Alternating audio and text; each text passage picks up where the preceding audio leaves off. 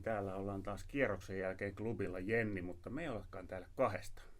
Niinpä Jussi. Haluatko esitellä meidän vieraan? Haluan todellakin, eli kunnia vieras Jouni Flinkkilä mukana tänään studiossa. Eli meillä on tämmöinen ensimmäinen vieras meidän podcastissa ja Jouni saa siitä sitten kunnian.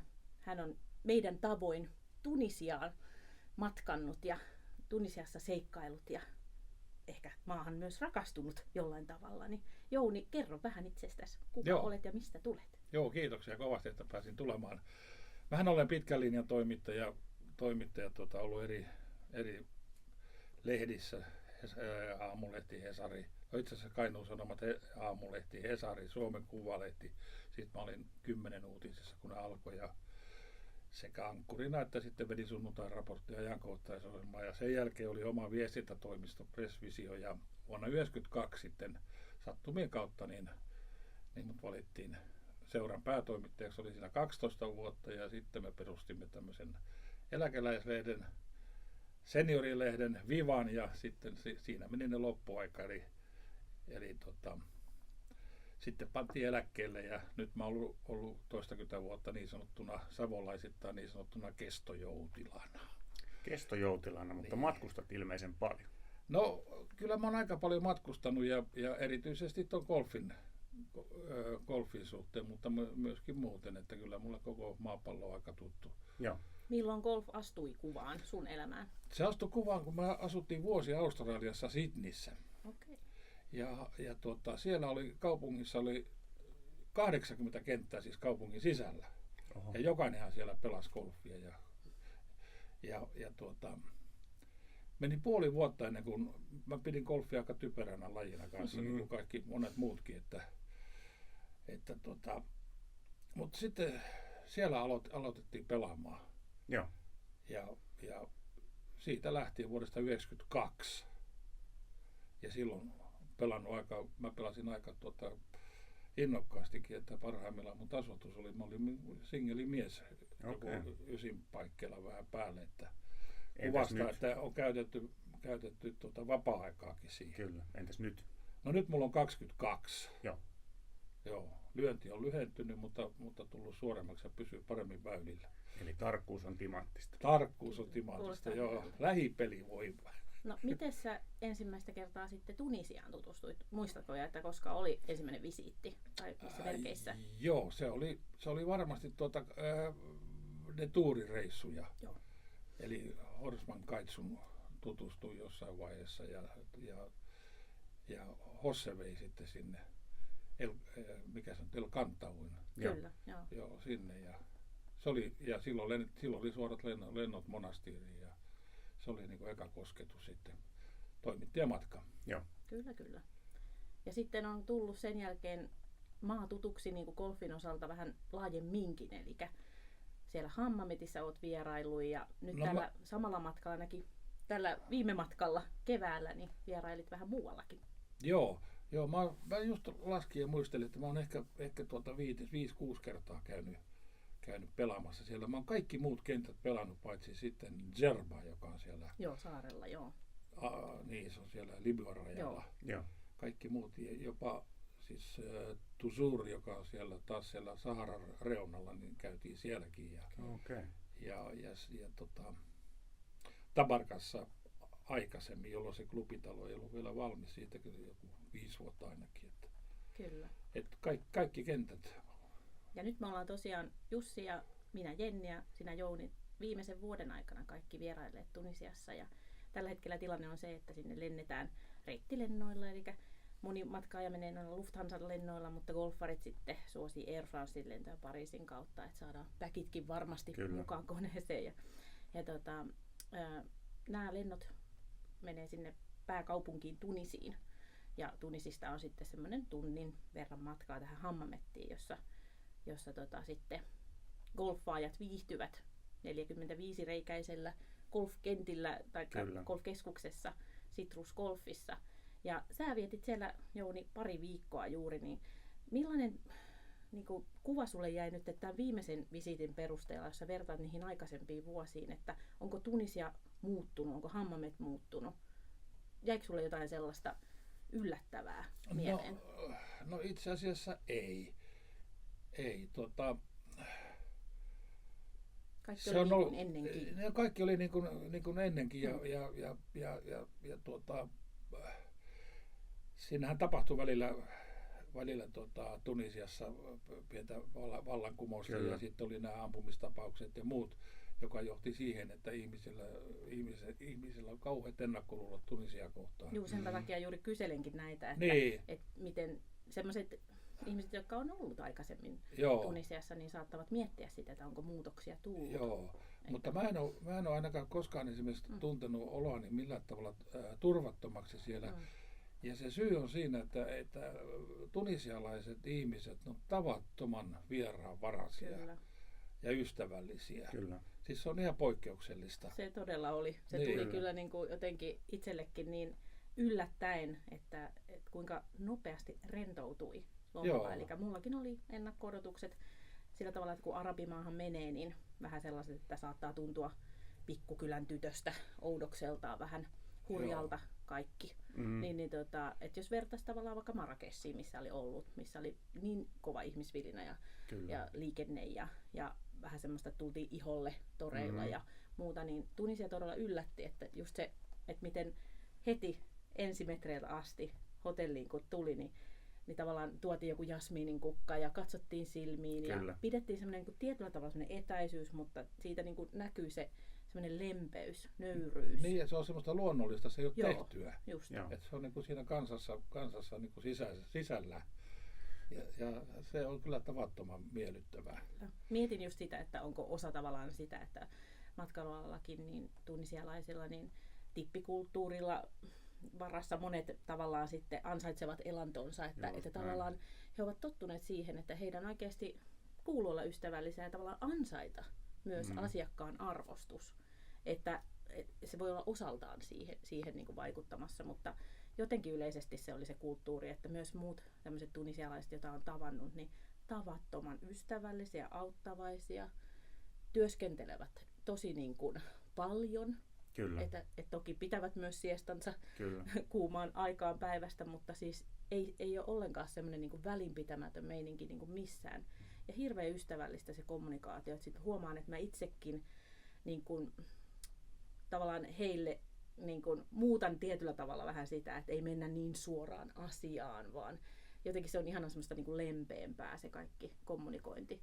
Niin ja sitten jos... hauskaa. Ja hauskaa. Ja jos miettii niin kuin hotelliakin, niin, tai tämä hotellihenkilökuntaa, niin tekee hirveästi töitä. Joo. Ja niin kuin tarjoulut ja muut, niin se toimii ja pelaa ja jos jotain puuttuu, ne ystävällisesti hakee ja siinä ei ole semmoista, niin kuin jossain voisi kuvitella Espanjassa tai jossain muualla, että asiakas on semmoinen, että okei, että vähän semmoista vastenmielistä, vähän katsotaan niin ylhäältä. Ei, kun se on niin kuin kansan luonteessa ja se on luonteenomaista ja se todella tekee siellä olon miellyttäväksi. Ja se, mikä mua pikkusen harmittaa, niin on se, että viikko on lyhyt aika. Kyllä.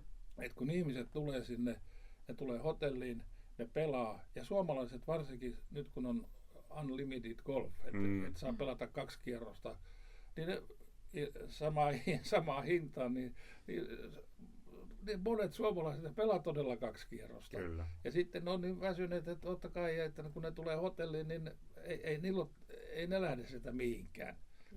Ja silloin jäätää tämmöinen niin kuin tutustuminen kaupunkiin, niin kuin Hammamettiin sinne kaupunkiin, ja sitten se Hammametin ympäristössä on Ny-Hammamet, ja sitten on Jasmin, jotka on hienoja paikkoja. Ja sitten ei ole kovinkaan pitkä matka Tunisin, siis pääkaupunkiin, joka on semmoinen ranskalaistyyppinen, tietyllä tavalla viehättävä paikka sekin.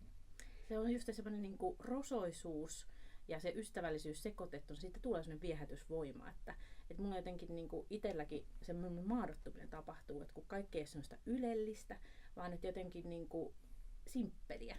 Niin. Että ollaan niin kuin tavallaan simppelien asioiden äärellä, niin sitten mä huomasin, että sekin vaikuttaa jotenkin sillä tavalla, että sun on helppo omaksua, että mitä täällä on missäkin ja millä tavalla täällä toimitaan ja siitä tulee se semmoinen niin kuin rentoutuminen, semmoinen nollausfiilis, vaikka olin vaan muutaman päivän reissussa. Ja taksilla ajaminen ei maksa paljon mitään. No ei paljon mitään, joo. Ja vielä tästä näitä ehkä ihmisiä sitten vieläkin se näiden hotellin muurien ulkopuolelle menemisessä, niin vähän niin kuin tulee sellainen ennakkoluulo, varsinkin jotka on ensimmäistä kertaa arabimaailmassa ja näissä vähän kehittynemässä, että se ympäristö ei ole niin viimeisen päälle kyllä siistitty, että se on vähän semmoinen Kyllä. Se on rosonen. rosonen, Joo, sanotaan. niin Joo, kuin ja mitähän käsitystä äitini on sanonut tuosta, joka on hyvin siivoihminen, niin ei ole paikat niin kuin viimeisen päälle siivottu. Joo. Että se vähän varmasti on syynä, että ihmiset ei sit mielellään lähde sieltä hotellista, eikä ne jaksa. Kyllä. Pitäisi olla 2 viikon reissu. Tarviiko osata puhua ranskaa? Ei, mutta se auttaa, koska kaikki siellä puhuu ranskaa. Niin se tietenkin auttaa, mutta Se, mikä mä huomasin tunisialaisista, niin heillä tosiaan monella on se, että puhuu arabiaa ja ranskaa ja sitten tunisian kieltä, joka on tavallaan vähän sekoitus ja aika erilainenkin. Ja vähän riippuen siitä, ollaanko Pohjois-Tunisiassa vai Etelä-Tunisiassa, niin myöskin tavallaan sitä murretta tai kieli on erilaista. Mutta heillä on niin vahva kielitaito, että tosi moni näistä tunisialaisista, jotka mä tunnen, niin puhuu siis niin monta kieltä. Kyllä. Että sieltä tavallaan niin kuin niistä latinalaisista kielistä sitä pohjaa tulee ja he ymmärtää tosi monta kieltä ja myös hyvin niin kuin englantia. Ja golfkentällä jopa niin kuin joku tämmöinen valvoja tai kenttätyöntekijä, joka tuli moikkaamaan siellä, niin hän tuli, että kaunis päivä. Niin, kyllä se on suomalaisia käy. Niin, että siellä on tehty niin kuin se tavallaan se selväksi myös, että ihmisiä kohdataan näin, että tervehditään niin kuin heidän kielellä tai tällä tavalla heistä huokuu se aito innostus, jos osaat sitten sanan pari sanoa tai kiittää. Me oltiin kerran Imedin kanssa, Imed Salahin kanssa, joka on markkinointipäällikkö ja mikä lieneekään PR-päällikkö tuolla Tunisian matkailutoimistossa Tukholmassa. Joo, ja oltiin just Citruksen baaritiskillä ja sitten siinä oli sen kavereita paljon, miehiä kaikkia. Sitten Imed kysyi multa, että Jouni heitä näytti sormia, että mikä tää on? No mä sitten sanoin, että no se on kansainvälinen merkki, että fuck you. Ei kun tämä näin, että mitä se on suomeksi? Niin mä sanoin, sormi. Kaikki rupesi nauramaan siinä aivan älyttömästi. No mikä vitsi tämä nyt oli kysymys? Niin Imed kertoi, että sormi on erittäin paha kirosana niin naisen sukupuolielimestä. Ja se lausutaan juuri niin kuin suomalainen sana, että täydellinen. No niin. Nämä on hyviä vältellään sitä on varoittava. Sormista ja varpaista puhumista ja laskemista. Ettei kukaan siellä rupea 1 sormi, 2 sormi laskemaan. Kiitos vinkistä. Mutta tosiaan, niin, minkälainen kohde sun mielestä, Jouni, verrattuna niihin kaikkiin muihin kohteisiin maailmalla, missä olet käynyt, niin on juuri tämä Citrus Golf Hammametissä, jos nyt keskitytään olemaan täällä Hammametissä. Menisin just sanoa, että sukelletaan sinne klubitalolle. Niin, kyllä. Sukelletaan klubitalolle. No sehän toimii erinomaisen hyvin. Siinä on siis 2 kenttää, Le Forêt ja sitten tämä Oliviers.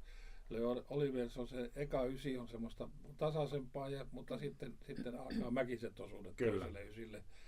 Ja Forêt on puolestaan, se on loistava kenttä, se on monipuolinen. Joo, monipuolinen ja en käytä sanaa haastava, mutta on siellä semmoisia vaikeita väyliä, varsinkin kun eka kertaa pelaa sitä. Mutta siinä niin kuin golftaidot joutuu koetukselle ja siinä voi käyttää järkeä ja se on loistava kenttä ja se kokonaisuutena toimii kyllä erinomaisen hyvin. Joo. Ja klubitalo ja siellä on niin kuin, kiva terassi ja syömiset on just niin kuin pitää. Kyllä se mun mielestä toimii ja sielläkin on taas kerran, niin siellä on hyvä henkilökunta. On, todella hyvä. Niin, se toimii. Siellä ei tarvinnut kyllä miettiä niin kuin mitään itse. Niin. Että sä menet siihen tiskille ja sanot, että sun nimen, niin sitten sulle lyödään lappu ja kerrotaan, että menet tonne alas, siellä on sun auto ja sun mailat odottaa siellä ja niin kuin muuta vastaavaa. Joo, ja lyhyet matkat. Todella lyhyet. Joo, klubitalolta näihin yhdistille. Ja näiden 2 18-reikäisen kentän lisäksi, joka on Ronald Freemin suunnittelemia kenttiä, niin siellä oli tämmöinen Executive 9-reikäinen kenttä, eli sit voi vielä jäädä harjoittelemaan ja pelailemaan, kaveria. Mä en nähnyt siellä, enkä ole nähnyt koskaan ketään oikein pelata. Minä pelasin sen. Sinä pelasit sen, ja se on nimenomaan semmoinen kenttä, jota pitäisi pelata. Kyllä. Niin. Ja siellä on erinomaiset puttauskriinit, puttikriinit ja chippiä, harjoittelu, rangeit, kaikki nämä. Kyllä. Se on erinomaisen toimiva. Ja harmittelen hirvittävästi sitä, koska siinä on se jasminikenttä on vieressä. Joo. Ja sehän on kiinni. Joo. Kyllä. Ja sitten siinä on heti se semmoinen rakenteella oleva linkskenttä, joka on jäänyt kesken. Kyllä. Et kun ne saataisiin vielä tähän pakettiin, niin se on aivan loistava keskittymä. Kyllä. Kyllä. Joo. Mutta jotenkin juuri niin kuin, Tunisia ei tule vaan mieleen ihmisille silloin, jos ne miettii tämmöistä vähän pidempää oleskelua 2-3 viikon esimerkiksi, että haluaa mennä treenaan ja edullisesti. Joo. Mutta juuri sen takia nostinkin nämä hyvät treenialueet, että esimerkiksi meilläkin on tiettyjä asiakkaita, jotka on lähtenyt tämmöiselle niin kuin omatoimiselle vaikka yksistään ja sekoittunut sitten näihin viikkoryhmiin ja käynyt treenaamassa ja on tosi tyytyväisiä, Joo. koska Tunisiassa tosiaan se budjetti pysyy matalalla, vaikka olisi sen 2-3 viikkoa ja joku asiakkaat sullekin kertoilivat matkalla, että juuri että olivat hinnan takia valinneet ihan niin kuin Jussillekin, mutta myös se, että esimerkiksi 1 hengen huone lisä, joka on muuten syksyllä ennakkovaraajalle molemmissa hotelleissa 1 euro per viikko tai per matka, niin se on myös osalle sellainen, joka nipistää sitten lompakkoa liikaa monissa muissa kohteissa. Joo, ja yksi tärkeä seikka, mikä mun mielestä voisi kanssa mainita, niin on se, että meri on lämmin, uimakelpoinen pitkälle tuonne marraskuuhun. Joo. Se on paljon pitempi kausi kuin siellä Välimeren siellä pohjoisosissa. Kyllä. Italiassa ja Espanjan rannikolla ja siellä. Kyllä. Et se on ihan niin kuin nytkin keväällä kyllä siellä tuimareita oli, mutta se oli joku 17 astetta, mutta syksyllä se on pitkään lämmin. Joo. Ja tämä kulkeminen siitä golfklubilta hotelleille, eli 2 hotellivaihtoehtoa on siellä Hammametissä, jossa voi sitten majoittua joko all inclusive hotellissa, joka on tämmöinen paikallinen 4 tähteä, mutta sanoisin 3 plus. Tämä Sentido Fenicia. Täytti hyvin tehtävänsä. Kyllä. Tai sitten Sinbad, joka Joo. on sitten tosiaan tämmöinen rauhallisempi, yksityisyyttä varjelevampi 5 tähden hotelli. Ja mun on pakko sanoa sitten sen tiedosta tähän väliin, että siinä oli aivan uskomattoman upea se ulkoalue. Joo. Kun mennään varsinkin sen niin kuin rakennuksen ulkopuolelle, kun on se ulkopuuli ja sitten tullaan siihen omaan rantaan. Joo. siinä välissä semmoinen Aivan puutarha ja mieletön. Joo. paljon oleskelualueita. Ja siellä oli Joo. kameleita. Ai Joo, oli rannalla- kameleita. rannalla menee. Ai. Ja mä törmäsin pimeällä rannalla yksin liikkuvaan kameliin ja arvaa säikähdin. Tuli semmoisen uimakopperon Joo, takaa. toi Sinbadhan on sitten erilainen siinä mielessä, että sehän ulottuu ihan siihen rantaan. Joo, kyllä. Aivan rantaan. Että Kyllä, se on- molemmista hotelleista pääsee tosiaan Kyllä. kävelemään siihen rantaan ja periaatteessa rantaa myöten sitten myös tänne Hammametin vanhaan kaupunkiin, Sinbad vähän lähempänä, että kyllä siitä sitten ehkä 20 minuuttia kävelee, mutta jos haluaa tämmöisen vähän pidemmän Just näin. rantavisiitin ja tosiaan niin kuin rannat on puhtaita ja siellä on hyvä uida, että Hammamet on ollut alun perinkin niin kuin Joo. rantalomailijoiden tämmöinen suosikkikohde. Kyllä. Ja just se, että näistä hotellivaihtoehdoista, niin tosiaan molempiin tämä shuttle-kyyti onnistuu, että voi jäädä sinne klubille pelailemaan. Joo. Se joustavuus tavallaan siinä aikataulussa, että voi tehdä vähän lomasta oman näköisensä. Ja sitten just jos palaa tänne Sentido Feniciaan, niin siellä on se all inclusive, että aina löytyy vähän evästä ja purtavaa.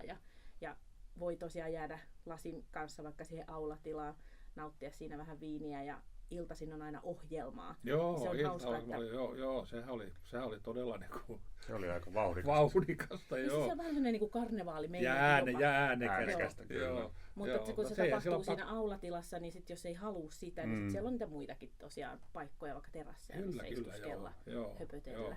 Kyllä me olin Pertin kanssa, siis Rönkön Pertin kaverin kanssa, niin kyllä me tykättiin sitä Sentidosta enemmän, mutta se johtuu siitä, että me ollaan tämmöisiä sosiaalisia ihmisiä, että me halutaan niin kuin ympärille vähän elämää ja vauhtia ja vaarallisia tilanteita, mutta ja sitten tämä Sinbad, niin se oli niin hiljainen ja rauhallinen ja me oltiin siellä sitten syömässä jossain, niin me oltiin vaan 2 ja pizzalla ja ei siellä paljon niin kuin liikkunut ihmiset.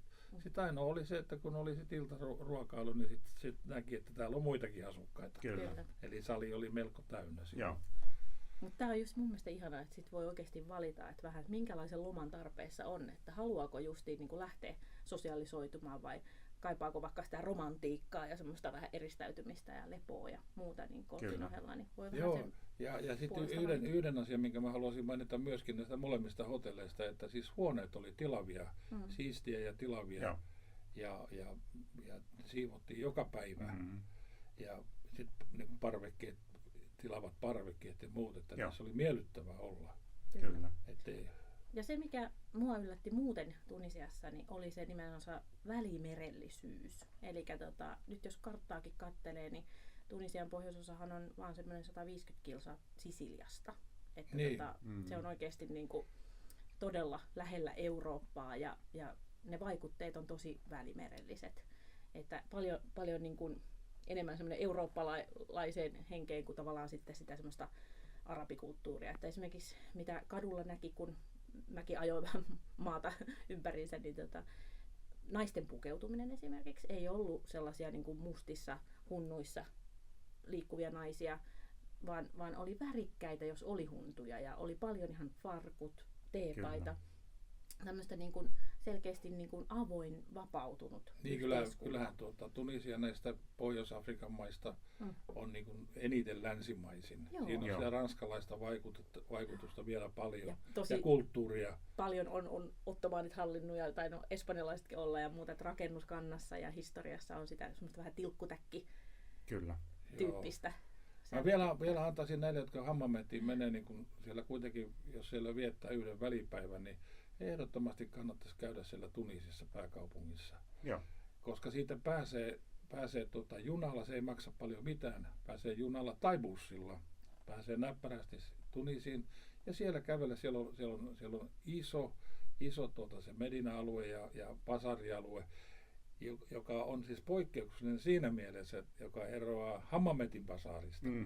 Että siellä saa kävellä ihan rauhassa. Siellä ei ole sellaista tyrkyttämistä eikä käydä niin kuin, ei iholle niin kuin Hammametissä.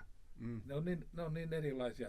Plus sitten, että siellä on hienoja museoita, siellä on paljon näkemistä ja pääkatu semmoinen ranskalainen, että se on viehättävä kaupunki. Tämä jäi mullekin mieleen. Me oltiin Jounin kanssa juuri Tunisian suurlähetystön kutsumana tämmöisellä lounaalla ja siellä oli sitten muitakin median edustajia ja yksi heistä oli Anna-Katri Räihä, joka on ensimmäinen suomalainen nainen, joka on vieraillut kaikissa maailman maissa. 197 maassa. Ja hän kertoi juuri tästä, eli että mikä häntä yllätti Tunisiassa, kun hän oli siellä vierailu, oli juuri se, kuinka rauhassa sai olla. Ja kuinka semmoinen niin kuin rauha hänellä oli koko aika ja turvallinen olo. Kyllä. Kun hän sitä vertasi sitten moniin muihin maihin ja hänellä sitä tietopohjaa löytyi, niin se jäi mieleen siitä. Joo, ja mehän oltiin silloin Ramadan aikana nyt keväällä, niin siellä oli vielä rauhallisempaa. Mutta jos nyt kuitenkin menee sinne Hammametin Medinaan, niin ja kannattaa mun mielestä käydä. Ilman muuta, joo. Se kannattaa käydä katsomassa ja kannattaa käppäillä siellä merenrannan puolella. Joo. Se on todella hieno, niin mutta kannattaa pitää mielessä se, että jos sieltä jotain ostaa, niin että se tinkiminen, niin että jos sä maksat heti sen hinnan, mitä sulta pyydetään, niin A, se on vähän hölmöä, ja B, se saattaa olla loukkaus sille myyjälle, koska hän selvästi haluaa, että siinä vähän väännetään. Totta kai, joo. Että se on niinku pelin henki. Joo, vähintään puolet pois. No vähintään niin kuin huutokauppakeisari sanoo, että hulluhan se, jos se puolta tarjoaa. Ja sitten toinen tarina, mikä silloin tuli lounaalla esiin, oli se, että Urho Kaleva Kekkonen oli myös vierailut Tunisiassa. Kyllä. Eli tosiaan siitä kun vähän lähdin sitten googlailemaan, niin kävi ilmi, että Urho oli myös kiivennyt palmuun ketterästi ja heitellyt taateleita. Se ei ollut Tosuurissa, vaan se oli siellä jossain sen lähellä olevassa pienessä paikassa, mutta kuitenkin siellä niin kuin Saharan puolella. Joo. Ja sieltähän on sitten tämä kuuluisa telttakuvakin, jossa hän tanssii. Just niin. Ja Kultalankalle ottama kuva, jossa naisen koura näyttää niin kuin se olisi jossain, missä sen ei pitäisi olla. Ja siitähän urkki suuttui valtavasti. Mutta se vaan näytti. Näin puhutaan. Sovitaan näin, että se näytti vaan siitä tietystä kuvakulmasta.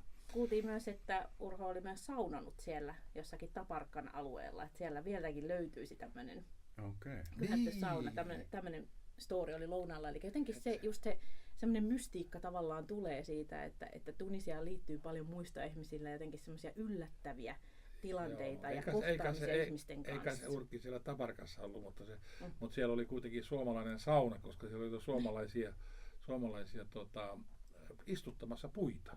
Eikö se ollut joku metsikö? Ja ne oli tietenkin rakentanut saunan sinne ja se on edelleenkin siellä. Niin aivan, se oli sitten niinku eri tarinaa. Joo, se on eri tarinaa. Tarinat kuule vaan siivitti toisiansa Kyllä. se tavallaan se yhtenäistä on se, että mun mielestä on aivan ilo niin kuin sekä teidän toimittajien kanssa että sitten asiakkaiden kanssa, jotka Tunisiassa vierailee, niin jutella reissujen jälkeen, koska sieltä todella kuuluu niitä tarinoita ja tulee semmoisia muistorikkaita ja sen takia on kiva jatkaa sitä, että ilo sanomaa, että golfarit hei, että menkää Tunisiaan. Eli just se syy, miksi mennä Tunisiaan, niin se oli kaikilla aika yhtenevä, mitä tekin olette haastatellut, että se oli se hinta. Eli jos kun ei ole sitä suoraa lentoyhteyttä vielä, niin se on vähän matkan takana. Et muutenhan meillä olisi semmoinen vajaa 5 tuntia lentoa sinne, että se todella olisi lähellä, mutta myös se ilmasto, eli se kuinka lämmin siellä oikeasti on myös. Nyt 40 astetta katsoin tänään. Niin, nyt ei ole oikea hetki mennä, mutta marraskuu juurikin, mikä on sitten semmoinen meille pimeänä ajanjakso. Niin joo, loistava aika lokamarraskuu. Kyllä. Joo. Pitääkö paikkansa, että mä olin lukevina Golf Pleasurein Facebook-sivulta, että nyt alkaa suorat lennot Tukholmasta sinne, tämä uusi, mikä se uusi Enfida, se uusi lentokenttä sinne, joka on Hammametin ja Sussen välissä.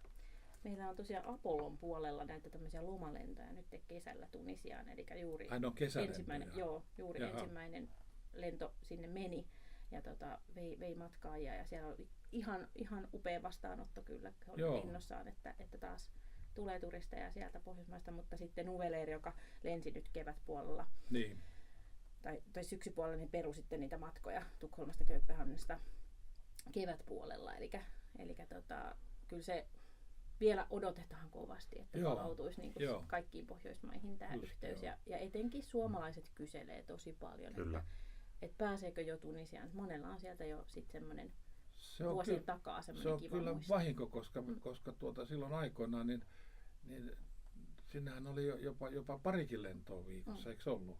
Ja joku 20 000 suomalaista kävi vuosittain siellä. Ja ei siellä mun mielestä mikään ole muuttunut. Että se on samanlainen ja loistava kohde. Mut ehkä juuri ei vaan heille jotka jaksaa taivaltaa sen välilaskullisen matkan, niin tavallaan se jippo onkin siinä, että siellä on sitä tilaa nyt. Eli meillä on monia kohteita esimerkiksi Välimerellä tässä Espanjan mantereella, jotka on vähän ylituristisia. Kanarian saarista puhutaan monesti siinä valossa. Niin voi olla tieaikojen saamisen kanssa hankalaa ja voi tuntua semmoinen niin kiireen tuntu, kun on paljon ihmisiä. Niin se loistaa niin poissaolollaan tällä hetkellä, että kaikki on siellä valmiina, pöydät katettuna Tunisiassa, mutta tavallaan turistit vielä puuttuu siinä mielessä. Että, ja samaten sitten tuon Belekin hintataso on noussut tavattomasti. Sepä se. Tämä on oivallinen vaihtoehto myös. Niin, se on oivallinen vaihtoehto. Ja mä oon aina sanonut, että kun lähtee vähän kauemmas tuonne, ettei nyt ihan mene tuohon keskiseen Eurooppaan eikä niin aina siihen 1 päivä menee siihen matkustamiseen. Että se täytyy varata, että oli se sitten, istut 4 tuntia Charles de Gaulleilla tai jossain, mutta aina sinne menee se päivä. Kyllä. Ja ennen kuin lopetellaan mitään puheita, niin ruuasta pitää puhua, koska tässä klubitalolla istuessa tulee aina nälkä. Ja sä puhuit äsken pöydän kattamisesta. Niin nimenomaan. Niin kuolahan rupeaa jo valumaan, kun mä alan miettiä sitä, mitä taas tuolla lounaallakin Helsingissä on tämmöinen uusi Sidi Bou Said-niminen ravintola tuolla Herttoniemessä, jossa oltiin lounastamassa viime viikolla. Niin Sahajan katu 26. Mitä söitte? No, mulle jäi mieleen se prik, eli tämmöinen tyypillinen tunisialainen herkku, vähän niin kuin semmoinen kolmion muotoinen taikinan sisällä. Ohuen taikina. Ohuen taikina ja tämmöisen niin kuin rapeen. Niin, vähän niin kuin semmoinen filotaikina, mutta ei sinne päinkään. niin, tämmöistä tonnikala, muna, yrtit, tämmöinen niin kuin sekoitus ja se on niin hyvää. Se on taivaallista. En tiedä mistä muualta sellaista saisi, mutta sieltä sitten saa. Wow. Hyvät oli ruuat ja hyvät on ruuat tuolla Tunisiassakin, että se on kasvispohjasta paljon ja sitten kuskusia ja lammasta ja näin päin pois, mutta Ai. Todella Loistavaa. maistuu. Tuliko nälkä? Tuli. Kyllä. Jos Jouni meet Tunisiassa vaikka illalliselle ja saat tilata 3 ruokalajia, niin mitä sä tilaat? Ai. No ensimmäisenä semmoinen lammaskeitto olisi hyvä. Joo. Ja pääruoksi ihanaa lammasta, lampaanpotkaa ja Ei lammasta jälkiruokaa. ei jälkiruokalla. Siellä on kakkuja, ihania kakkuja. Niin kuin esimerkiksi hotellissa, kun katsoo siitä näitä kakkupöytiä. Juu. Oho. Mä tykkään Ne on se hienoja. meren elävistä ja siellä sai todella Joo. tuoretta kalaa ja Joo, mustekalaa. no niin, ja, kyllä. ja kaikki oli siis niinku tosi herkullista ja just niinku, ei tullut mitään ongelmia minkä vatsataudin kanssa, mitä moni puhuu. Ja tietysti on se, että niinku varsinkin jos hotellilla syö, niin on turvallista. Että totta kai jos menee johonkin semmoisiin pikkukatukeittiöihin, niin sit pitää olla tarkkana ja muutenkin tietää itsestään se, että onko tosi Niin, herkkälähtöinen. mutta kaikilla kaikki oli tosi reissulla, tuoretta kaikkialla ja maailmassa pätee sellainen sääntö, että käytä tervettä järkeä. Kyllä. Kyllä. Joo. Mun Ja on- turvallisuudessa, että pysyy siinä myöskin, että joka puolella maailmaa voi sattua mitä tahansa. Että ei, Jopa Helsingissä. ja Helsingissä ja jopa Kajaanissakin. Mitäs Tunisiasta sitten tuodaan kotiin tuliaisena, jos ollaan lentokentällä, niin Voi vitsi. siellä on oliiviöljyä, joka on Joo. aivan mahtavaa. Siellä on haman pyyhkeitä, jotka on aivan ihania. Mullakin löytyy pari kotoa piknikkiä molemmat. varten. Saippua. Saippua löytyy kanssa. Sitten mä toin vaimolle tämmöisen, mikä se on, kafta. Tämmönen, Okei. mitä ne käyttää, tämmöinen Joo. pitkä, kevyt. Se on todella hyvä, niin kuin esimerkiksi kesäinen asu. Vetäsee vaan No tuosta niin, pops. semmonen joo, Niin. kyllä.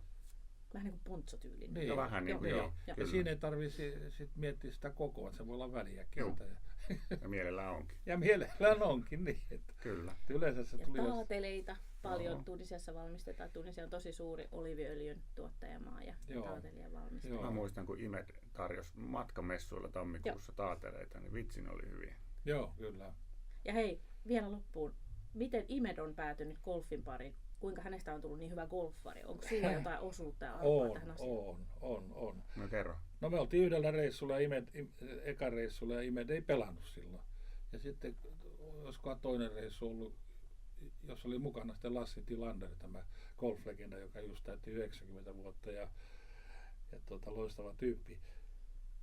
Ja silloin me annettiin Imedille mailla käteen ja sanoi, että sun täytyy ruveta pelaamaan golfia. Joo. Ja Lassi kai siinä sitten antoi ne ensimmäisen tunnin ja opetti näin. Ja Imedhän sai, niin kuin yleensä sitten kun joutuu koukkuun, niin se joutuu täysin koukkuun. Ja nythän se on siis aivan mestaripelaaja.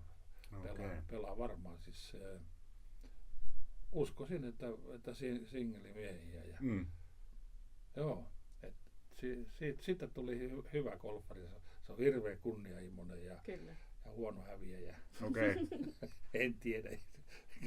Onko teillä aina rahapelit menossa? Ei ole, me ei Imedin kanssa pärjää enää alkuunkaan. Okei. Kyllä. Joo. Mut nyt Jenni yrittää lopetella, niin kerro Jouni vielä loppuun muutama semmoinen pointti, että miksi Tunisia? Tässä niitä on tullut toki monta, mutta Niin kerro on vielä. tullut, joo. No siis, jos puhutaan, että golfkentät on hyviä joka paikalla, ihan riittävästi. Hintataso on hyvä, mutta ennen kaikkea miellyttävä ilmasto, aurinko paistaa paljon, on lämmintä ja ennen kaikkea nämä vieraanvaraiset, ystävälliset ihmiset. Siellä on mukava olla. Kyllä. Siellä on semmoinen miellyttävä, hymyilevä maa. Joo, just näin. Ja se ei ole päälle liimattua. Niin. Hymyilevä maa. Joo. Hymyilevä maa. Siihen on hyvä päättää. Kompataan. Yes. Kiitos Jouni ja kiitos Jenni. Kiitos paljon.